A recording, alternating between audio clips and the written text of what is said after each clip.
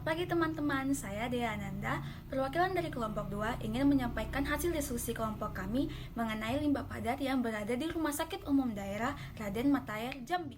Sebelum lanjut ke materi, aku ingin memperkenalkan teman-teman anggota dari kelompok 2, yaitu Ayu, Jordan, Putro, dan juga kita masuk pada gambaran umum RSUD Raden Matahir Jambi.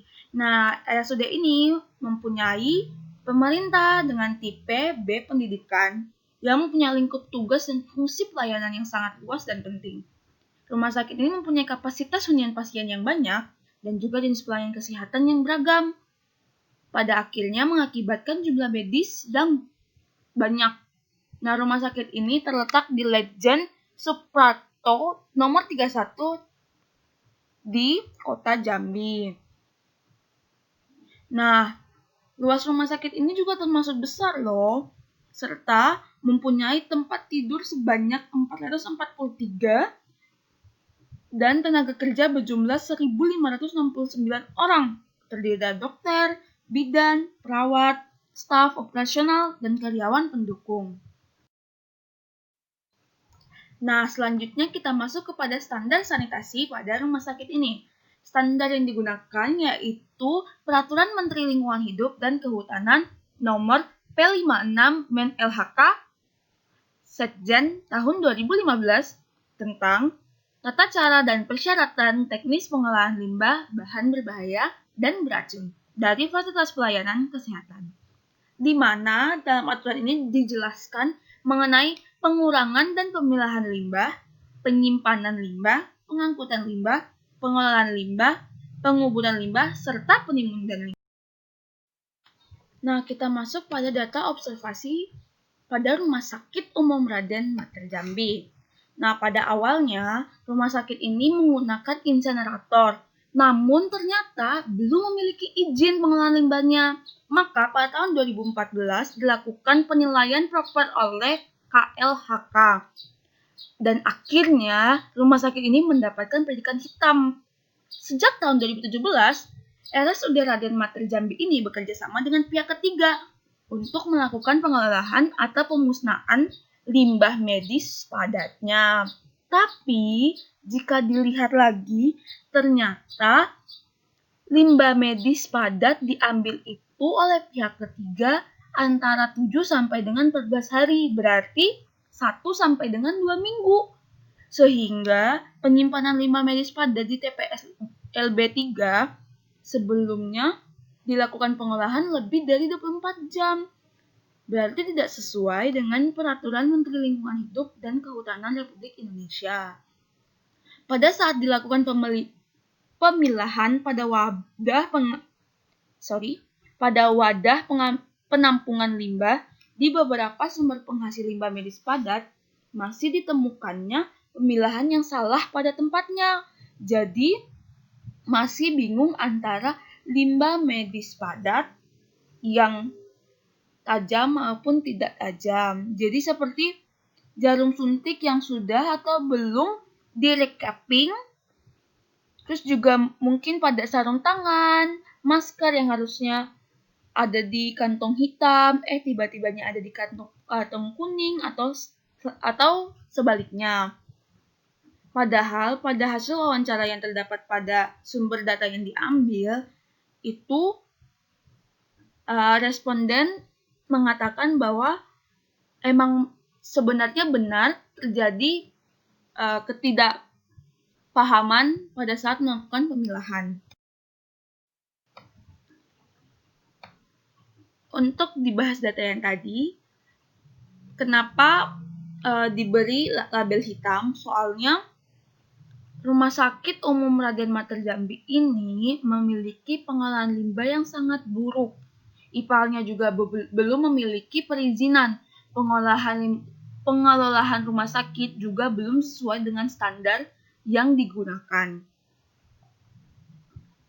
Nah, pada kali ini mereka juga melihat bahwa pengolahan limbah, bahan berbahaya dan beracun dari fasilitas pelayanan kesehatan ternyata itu masih masuk dalam kategori yang baik. Tetapi pada karyawan atau staf pada rumah sakit masih belum memiliki pengetahuan yang baik dalam pengelolaan limbah padat medis maupun non-medis. Padahal diketahui pada Rumah Sakit Umum Raden Mater Jambi ini sering dilakukannya sosialisasi mengenai pemilahan dan pewadahan antara limbah medis padat, non-medis maupun benda tajam. Jika dilihat lebih dalam lagi, untuk perwadahan telah sesuai dengan Permen LHK. Tetapi mungkin pada stafnya sendiri belum memiliki pengetahuan yang baik. Padahal wadah yang digunakan untuk menampung limbah itu terbuat dari plastik bergelas yang kuat, anti bocor, tidak karat, menggunakan penutup dan mudah dibersihkan. Keuntungan dari wadah yang mempunyai tutup yang mudah dibuka dan ditutup tanpa mengotori tangan adalah upaya untuk meminimalkan terjadinya kontak antara petugas dengan wadah, sehingga kemungkinan risiko yang terkontaminasi oleh kuman penyakit yang ada di limbah menjadi lebih kecil. Nah, kalau mau dilihat nih, jenis dan timbulan limbah medis padat pada setiap ruangan penghasil limbah berbeda-beda, tergantung jenis pelayanan yang diberikan serta kunjungan pasien terhadap ruangan pelayanan. Jenis limbah medis padat berupa jarum suntik, spuit, selang infus, flavoid infus, plakon, kateter, kasa bekas, handscon atau sarung tangan, disposable, masker disposable, blood launcher disposable, botol atau ampul obat, pembalut bekas, dan masih banyak lagi. Timbulan limbah medis padat biasanya berasal dari ruangan perawat atau unit obstetrik, unit emergensi, unit laboratorium, ruang mayat, patologi, autopsi, unit isolasi, unit perawatan. Dapat diketahui bahwa jenis limbah yang dihasilkan oleh rawat inap dan IGD adalah limbah B3 dengan karakteristik infeksius, benda tajam, dan botol infus bekas.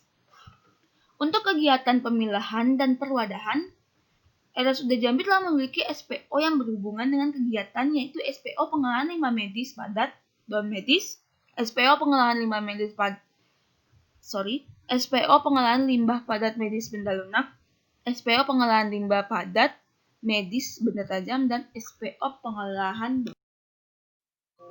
Kesimpulan. Nah, pemilahan limbah padat maupun non-medis belum 100% berjalan dengan baik dan optimal. Masih terdapat pencampuran antara limbah medis padat dengan non-medis. Dan limbah benda tajam belum dilakukan pemisahan antara spuit dan NAL.